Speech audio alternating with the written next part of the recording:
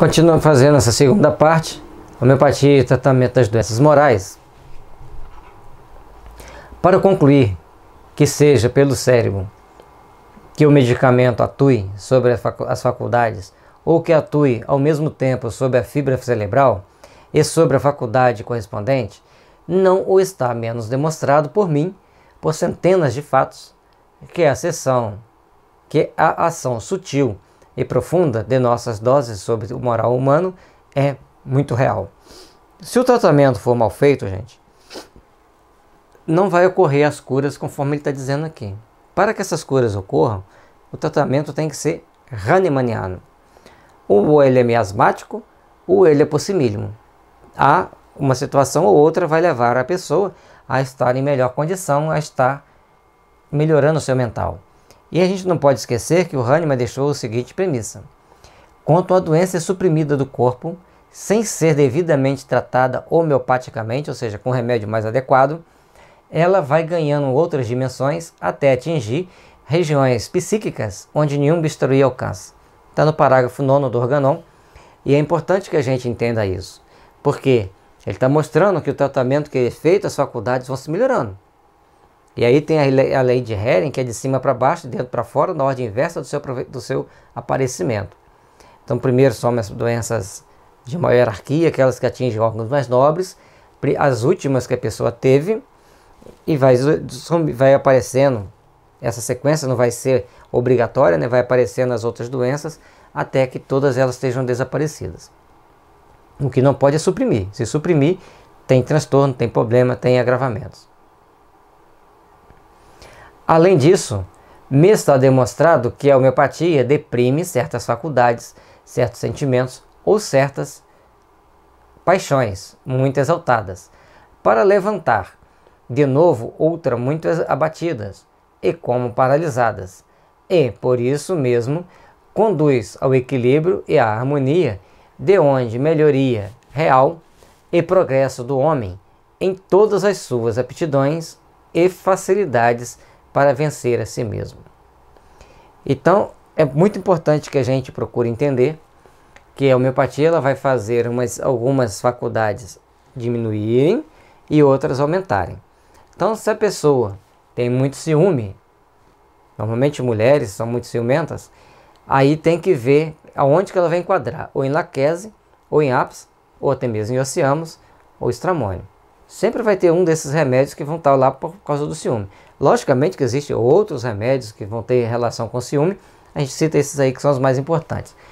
Mas, e a pessoa vai deixar de ser ciumenta? Ela vai racionalizar o ciúme. Principalmente o estramônio, ele cria determinadas situações, porque ele é vidente, ele começa a ter as vidências de distorcida da realidade, e começa a ter alguns sintomas muito estranhos. Então, quando toma o estramônio, esses sintomas estranhos desaparecem, a pessoa passa a ter uma vidência harmonizada, equilibrada e com segurança daquilo que ele está vendo. A vidência não é uma doença, é um estado da alma, dentro do seu processo evolutivo, que a homeopatia vai polir, vai harmonizar, vai equilibrar. E o Apis tem um sintoma muito interessante, que normalmente a mulher relata que o marido está chegando em casa com uma jovem morena de cabelo liso sentada ao seu lado na carruagem. Na época que foi feita a matéria médica era carruagem, hoje é carro.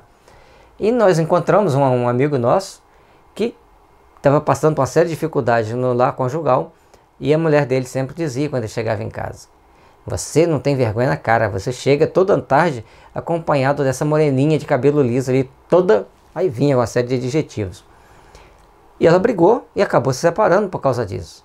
Era simplesmente tomar o Apis mellifera na potência X, depois na potência Y, que esses sintomas desapareceriam. Se bem que um remédio bem indicado para um sintoma tão energético, tão sutil quanto esse, basta uma dose que ele desaparece.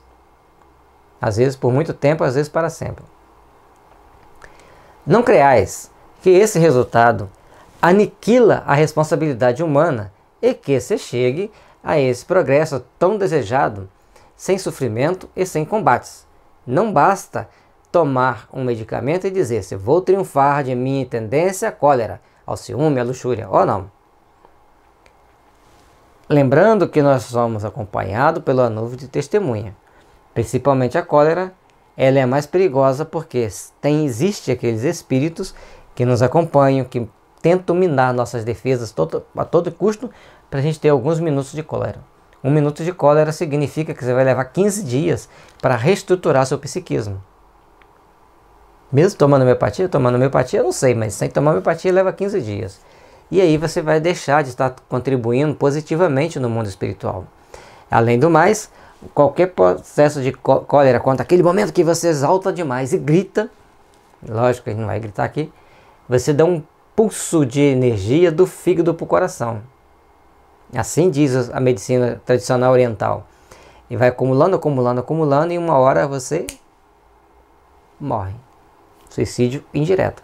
Temos que aprender a nos equilibrar sobre isso. E também, quando a pessoa tem uma paixão muito grande e a pessoa vai embora, essa paixão vai embora, seja porque morreu, ou seja porque arrumou outra, no mundo doido que a gente vive hoje, ou melhor, no mundo desequilibrado que a gente vive hoje, isso acontece muito. Aquela pessoa que fica lá chorosa, já tem vários anos, ela continua lembrando como se fosse ontem. Outra pessoa já casou, já tem outra família, ela está lá sempre reclamando aquilo ali. Existe um floral, nem é homeopatia, no floral de Minas, o Meosótico que a pessoa toma nem pode passar de 7 dias, porque senão ela começa a esquecer coisa que não é para esquecer. Mas é como que desaparece, é a coisa mais fantástica. O outro, o momórdico, a pessoa começa a ter pensamentos ruminantes. Nossa senhora, bateram no meu carro, meu Deus do céu, bateram no meu carro, oh, meu Deus. Cada hora tem os pensamentos ruminantes das mais variadas características. Ao tomar o momórdica, ele desaparece aquele pensamento ruminante. Acabou. Então, existe uma substância tóxica em nossa estrutura psíquica, em nosso perispírito, que ao tomarmos a homeopatia ou o floral, essa substância tóxica vai ser eliminada ou queimada quando cai na mesma frequência, porque não tem nenhuma exoneração, e a pessoa melhora daquele problema. Interfere ou não interfere no nosso psiquismo? Vamos continuar nossos estudos. O remédio apropriado, uma vez introduzido no organismo, nele leva a uma modificação profunda que, ao preço de violentos sentimentos morais e físicos, sofrimentos morais e físicos, e frequentemente de longa e muito longa duração, sofrimentos que é preciso repetir várias vezes, variando os medicamentos e as doses, e isto durante meses e algumas vezes anos, querendo-se chegar a resultados concludentes. Esses violentos sofrimentos morais e físicos, o que ele quer dizer com isso aqui? A pessoa vai ficar lá sofrendo desesperadamente? Não. São processos que a gente passa, a gente chama hoje, entre os terapeutas, de exoneração. Então, a exoneração, você toma um remédio, por exemplo, você toma fósforo e começa a tirar catarro para fora. Catarro, porque o fósforo está limpando o seu pulmão. Muito mais o pulmão psíquico do que o pulmão físico. Aí diminui as suas culpas, mas num dado momento, aquela culpa principal vem à tona. Você vai lembrar dela, que você fez. Quando é uma culpa abstrata, ela vai simplesmente desaparecer. Então, em vários outros momentos, você vai precisar de tomar esse fósforo para limpar seu pulmão, para você manter seu sistema imunológico forte, saudável, né? Fósforo, não adianta querer comer cabecinha do fósforo, porque não é essa, e nem pedir fósforo para limpar o pulmão lá na farmácia, que o farmacêutico, a menos que ele seja homeopata, que ele tenha quem atende ou ele possa atender, tenha feito curso de homeopatia para ele atender, aí ele vai te orientar bem a situação. De repente, o seu caso nem é fósforo, é outro remédio que você precisa tomar primeiro. Está aí o salário ao qual é preciso pagar a sua melhora moral. Está aí a prova e a expiação pelas quais tudo se resgata neste baixo mundo. E eu vos confesso que não é coisa fácil de se corrigir, mesmo pela homeopatia. Então, corrigir a nossa postura espiritual, nossa condição íntima, ela é muito delicada. E aí nós precisamos de fazer uma série de melhorias em nós mesmos para que a gente esteja estabilizado, para que a gente tenha condições de se melhorar e de estarmos bem. É um processo longo, de grande duração, onde que a gente vai ter várias situações para nosso aperfeiçoamento. Não sei se pelas angústias inferiores que você sofre, não se paga mais caro esse progresso do que pela modificação mais lenta.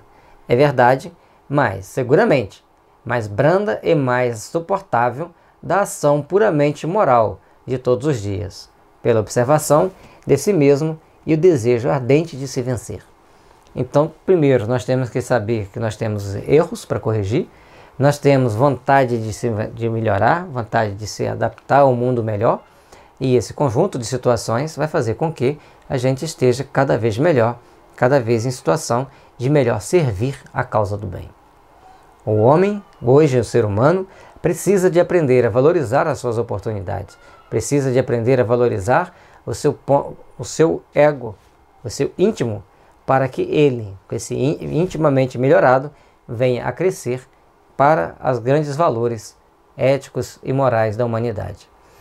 Muitas das vezes, as pessoas estão, a segunda classificação que nós fazemos da homeopatia, como luetismo, psicose, tuberculinismo, luetismo, aiditismo, é o nível de adoecimento que a pessoa está. Uma pessoa no aiditismo ele vai tomar uma série de atitudes contraproducentes. Vai tomar uma série de atitudes que pode até vir atentar contra a vida dele. Já uma pessoa no tuberculinismo, ela vai ser mais cautelosa, mas vai estar sempre doente. Então vai ter uma série de variações que a gente tem que observar. Para cada um vai ter um processo de exoneração diferente, um processo de cura diferente, uma sequência de remédio diferente. E, normalmente, quem está muito tuberculínico fica luético, quem está muito luético fica tuberculínico. São situações, são termos que a gente usa na homeopatia, estão bem explicados no livro Homeopatia, Tratamento para o Espírito e para o Corpo. E também você pode fazer nosso curso visitando o nosso blog, homeopatiazoom.blogspot.com.br. Ali você vai ter informações sobre o curso sobre homeopatia e tem muitas informações lá para você. Termino aqui. Mais tarde vos contarei numerosos fatos que poderão muito vos convencer, receber, etc. Esta carta não modifica em nada a opinião que omitimos sobre a ação da homeopatia no tratamento das doenças morais, e que vem confirmar, ao contrário, os próprios argumentos do senhor Dr. Gregory. Então Kardec continuou com a primeira opinião, dizendo que não é só a homeopatia que melhora, e aliás, lá o cara fala que ela não pode melhorar a nossa postura ética, a nossa postura moral, que só a educação pode fazer isso. É um debate que eu não vou entrar nele. Eu tinha até pensado em fazer um estudo, mas depois eu vi que ia ser contraproducente. Está lá na Revista Espírita de 1800, aqui é 1867, tá? Na Revista Espírita de 1867, onde nós temos que fazer essas devidas observações. O título em cima ficou tudo 967. Em 1867 a revista. E nessa revista vai trazer para a gente as informações necessárias para o nosso aperfeiçoamento, para a nossa melhoria e para o engrandecimento da nossa cultura, do nosso conhecimento. Essa revista, particularmente, ela tem muita informação interessante, tem muitos dados para a gente estudar, para a gente enriquecer nossos conhecimentos. Persistimos, pois, em dizer que se os medicamentos homeopáticos podem ter uma ação, aqui o Kardec falando, sobre o moral, agindo sobre os órgãos das manifestações, que pode ter a sua utilidade em certos casos, mas não sobre o espírito. Não. Ele vai agir desintoxicando o perispírito. A questão ali, básica, é que estavam achando que ele ia mudar o espírito. O espírito não muda. O espírito muda com o processo evolutivo. A desintoxicação dos perispíritos vai fazer com que ele ganhe mais saúde, e se ele tiver consciência da sua responsabilidade frente às leis divinas, ele vai procurar agir para se corrigir cada vez mais. Que as qualidades, boas ou más, e as aptidões são inerentes ao grau de adiantamento ou de inferioridade do espírito, e que não é com um medicamento qualquer que se pode fazê-lo avançar mais depressa, nem lhe dar as qualidades que não pode adquirir senão sucessivamente pelo trabalho.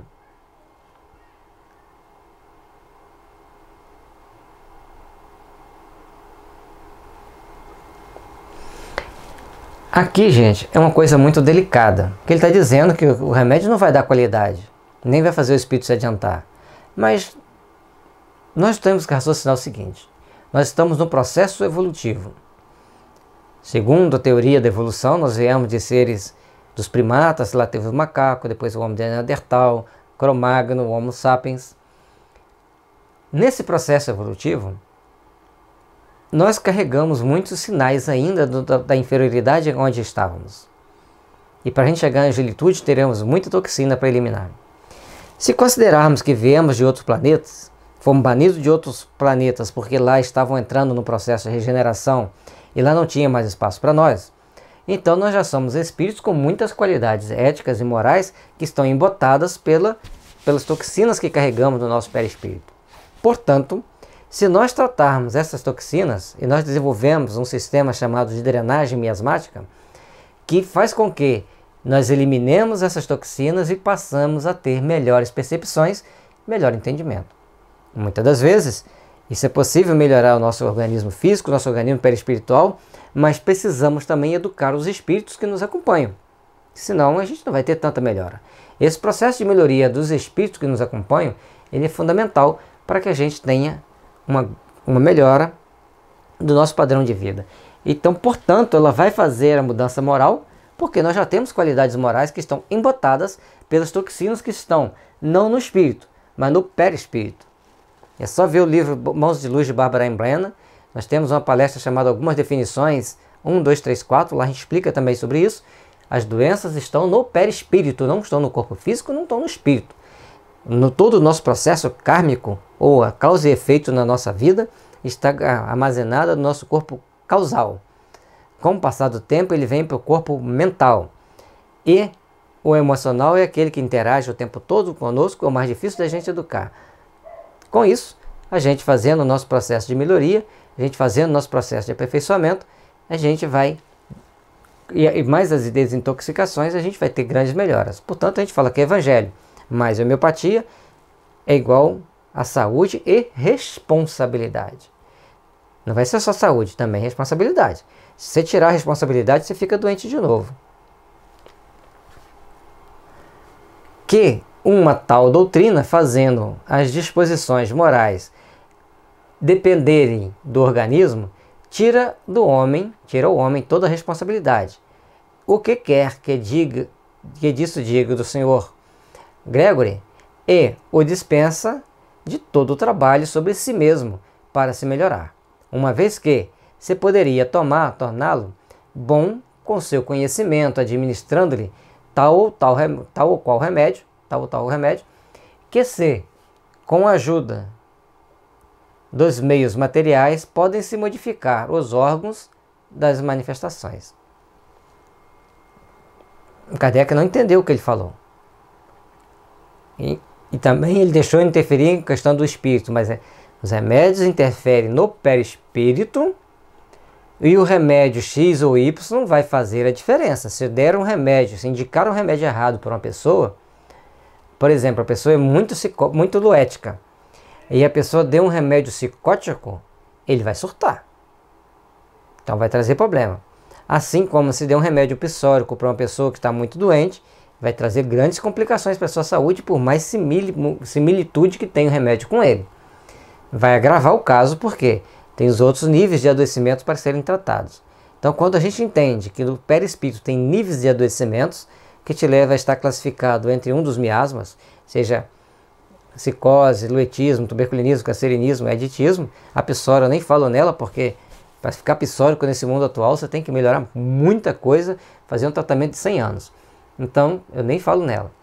Falo só nos miasmas de maior hierarquia. Então, tomando remédios de maior hierarquia, você vai se melhorar ao ponto de estar em condições de ajudar mais e de fazer mais pelo grupo, pelo social onde você está envolvido. O que admitimos perfeitamente, esse meio não pode mudar as tendências instintivas do espírito, por mais do que cortando a língua de um tagarela não lhe tira o desejo de falar. Um uso do Oriente vem confirmar a nossa afirmação por um fato material muito conhecido. Lógico, se você cortar a língua do tagarela, ele vai continuar falando. Ele vai continuar tagarela. O que vai fazer ele modificar é a autoeducação e o tagarela, o remédio do tagarela é o laquese. E dar laquese a ele, mas principalmente tratar o luetismo dele, que se só dá laquese, ele vai sentir uma dor óssea infernal, coitado do infeliz. O estado patológico influi certamente sobre o moral, mas em certos aspectos, mas as disposições que têm essa origem são acidentais e não constituem o fundo do caráter do espírito. Não são aquelas, sobretudo, que uma modificação apropriada pode modificar. Há pessoas que não são benevolentes, senão depois de haverem jantado, e a quem não é preciso nada pedir quando estão em jejum. Disso é preciso concluir que um bom jantar é um remédio contra o egoísmo. Esse é o provérbio do Oriente. Tá. Não, porque essa benevolência provocada pela plenitude da satisfação sensual é um efeito do próprio egoísmo e não é senão uma benevolência aparente. Um produto desse pensamento. Agora que não tenho mais necessidade de nada, posso me ocupar com um pouco com os outros. Esse sentimento egoísta é de alguém que não está no processo evolutivo. Ele está num processo, é um sulfo bem intoxicado, bem luético, que não tem muita consideração com os outros. Então a gente tem que procurar entender de uma forma mais ampla a homeopatia, procurar valorizar os seus conceitos de uma forma também muito ampla, porque todo o nosso processo evolutivo, todo o nosso princípio evolutivo estão estruturados em fazermos o melhor pelo nosso semelhante e principalmente buscarmos nos melhorarmos a nós mesmos.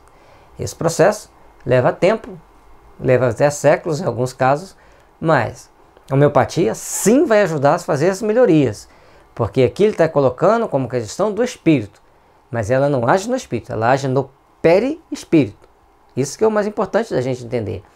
Em resumo, não contestamos que certos medicamentos e a homeopatia, mais do que qualquer outra, não produzem alguns dos efeitos indicados, mas não lhe contestamos, mas senão os resultados permanentes e, sobretudo, tão universais que alguns pretendem.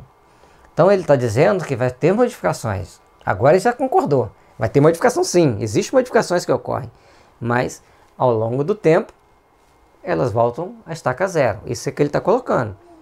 Certamente, com o passar do tempo, você vai se adoecer novamente. Você tem que fazer o tratamento. E o Gregory disse isso. É um tratamento longo. Ele faz o tratamento nele próprio há 30 anos. Tomei o remédio hoje e estou bem para sempre. Eu tenho que estar sempre fazendo reajustes, me ajustando, porque o processo evolutivo terreno, aqui na Terra, nos leva a adoecerem.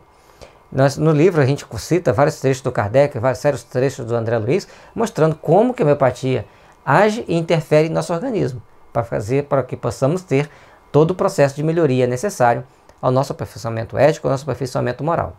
Vale a pena que você o leia, porque ela tem as explicações. Não criei nada, simplesmente expliquei o que os outros disseram. E aqui nós estamos também comentando e defendendo o lado da homeopatia, lógico. Falar que o Kardec não entendia homeopatia, não estou ofendendo o Kardec, não estou denegrindo ele. Ele teve muita cautela de não afirmar que algumas doses de um remédio qualquer pudesse melhorar as predisposições éticas e morais de alguém. Está certíssimo. Nós não podemos, ele não podia fazer isso em hipótese alguma, senão criaria uma estrutura muito mística em torno da homeopatia.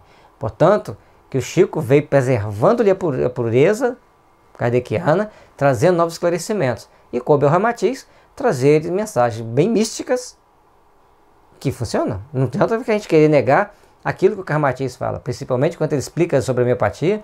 Ele fala: a homeopatia é o remédio do futuro, porque no futuro os remédios químicos tão fortes vão matar em vez de curar. E parece que já chegou. Parece que já chegou. Cuidado com os remédios muito fortes, que eles podem te causar alguns problemas sérios, porque lá na contraindicação já tem escrito. Então nós temos que procurar ver como que a homeopatia funciona, de que forma que ela funciona, como que ela pode nos ajudar, para que a gente tenha condições de trabalhar bem. Concordo com Kardec, ela não vai te fazer mudar sem que você tenha predisposições ao bem. Não vai. O bem você vai ter que ter essas predisposições, porque às vezes a gente está tratando de determinadas pessoas, aflora uma bondade tão grande que a gente fala assim, nossa.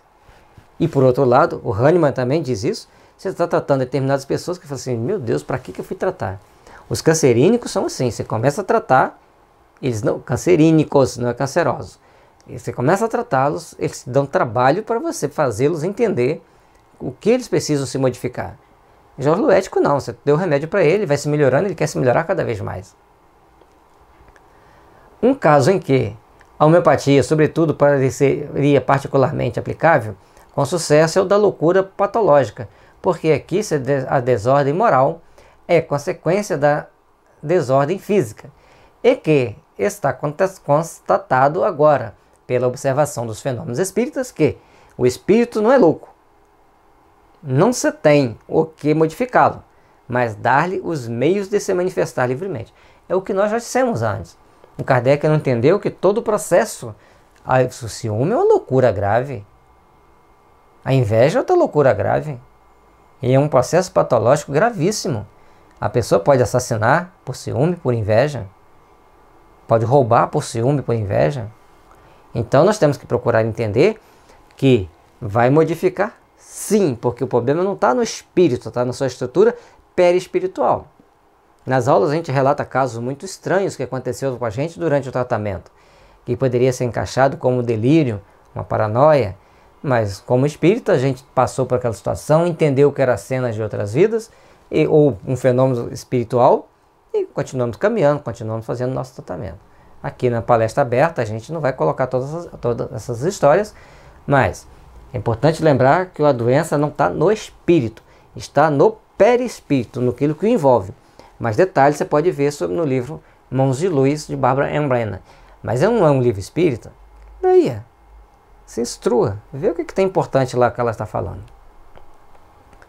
A ação da homeopatia pode ser aqui tanto mais eficaz quando ela atue principalmente pela natureza espiritualizada e seus medicamentos sobre o perispírito, que desempenha um papel preponderante nesta afecção. Agora ele falou a mesma linguagem. A homeopatia pode ser aqui tanto mais eficaz quando ela atue principalmente pela natureza espiritualizada de seus remédios sobre o perispírito, que desempenha um papel preponderante nessa afecção. A maioria das doenças são perispirituais. Aliás, nós podemos afirmar com relativa segurança que todas as doenças são perispirituais e todas as doenças têm influência espiritual. Mas não é por isso que a gente vai querer só tratá-las com passe, com desobsessão. Precisamos dessa energia psíquica da homeopatia, dessa energia vibracional da homeopatia, para nos fortalecer e nos dar base para um mundo melhor, para a gente estar numa situação melhor. Teríamos mais de uma objeção a fazer sobre algumas das proposições contidas nessa carta, mas isto nos levaria muito longe. Contentemo-nos, pois, em colocar as duas opiniões em frente.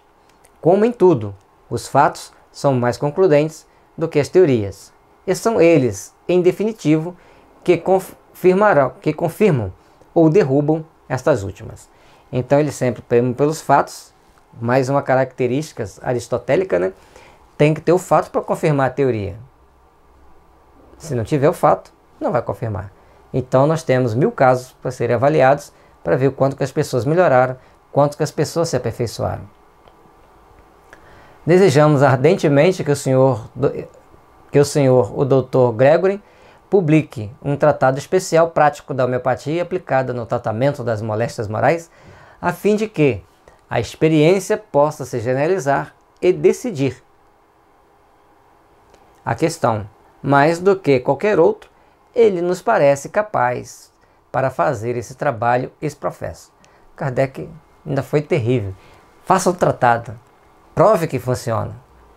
E se ele não fez, se ele fez, se perdeu, se ele não fez, que ele nos ajude através intuitivas, né, para que a gente possa fazer esse trabalho, mostrando para as pessoas. Nós já fizemos vários trabalhos de homeopatia. Temos homeopatia, tratamento para o espírito e para o corpo. Temos o comentário do Organon, o Organon todo comentado, que em breve estará editado. Temos alterações mentais e homeopatia, que é ver as alterações mentais da forma espírita e homeopática. Talvez seja o tratado que o Kardec tenha pedido. Não quero ter essa pretensão, mas a gente fazendo o paralelo.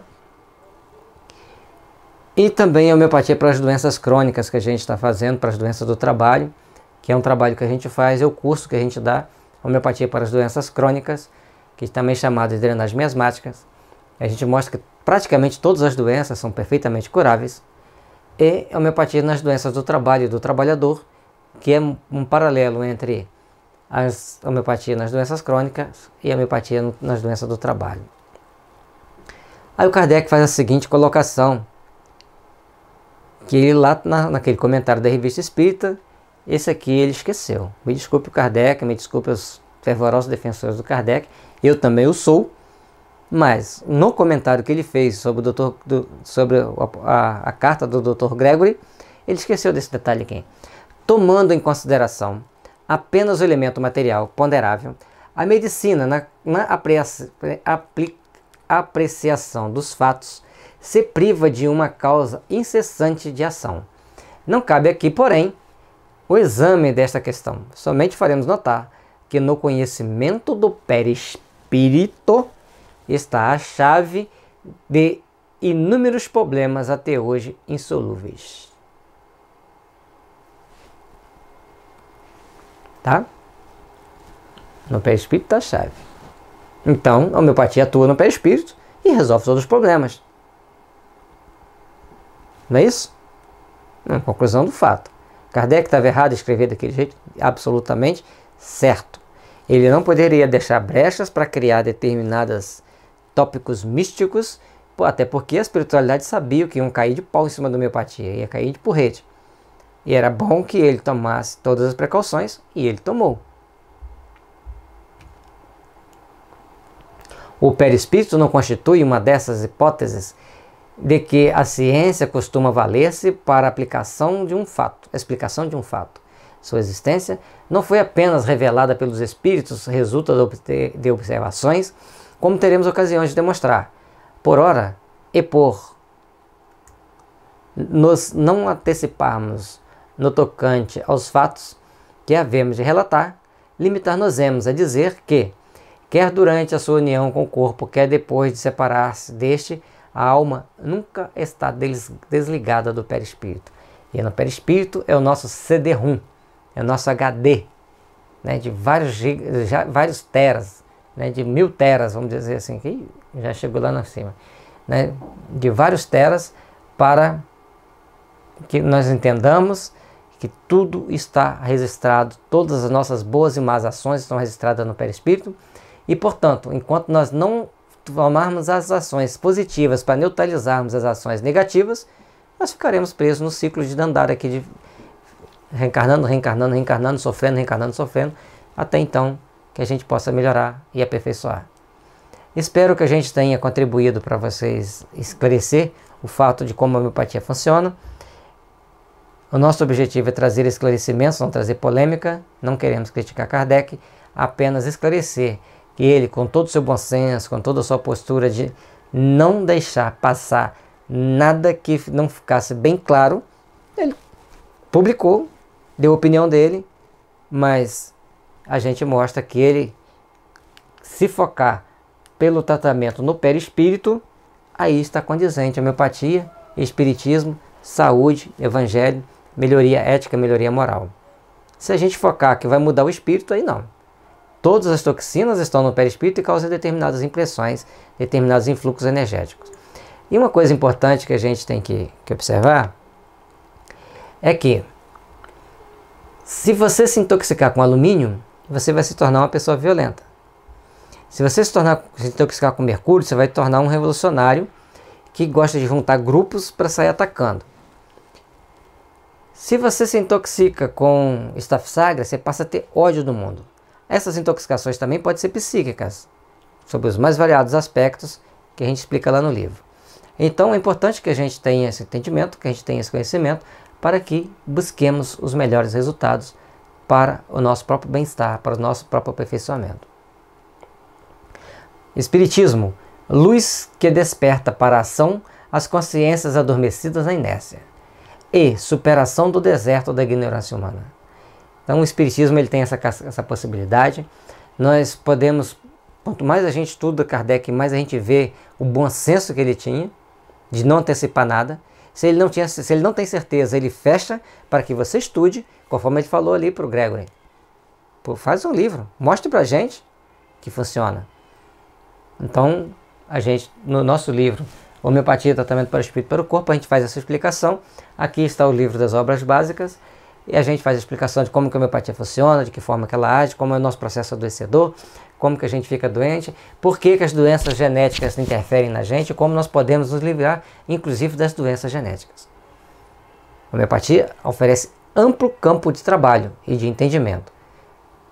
Visite o nosso blog, homeopatias1.blogspot.com.br, ou então você digitar homeopatia, tratamento para o espírito e para o corpo, você vai encontrar cadê o livro? Tá pequenininho ali, mas tá aqui, dá pra gente ler aqui. Homeopatia, tratamento para o espírito e para o corpo, você vai chegar no blog, você vai chegar nos dados lá sobre o curso, você vai obter mais informações. Muito obrigado pela sua atenção, que Jesus te abençoe, te ilumine e os bons espíritos estejam sempre envolvendo o seu lar e sua família nas melhores vibrações e que Ele nos abençoe, nos dê força e proteção. Principalmente permita que os bons espíritos nos protejam sempre para conseguirmos trabalhando no bem, trabalhando em prol de uma humanidade melhor. Muito obrigado, que Jesus abençoe a todos.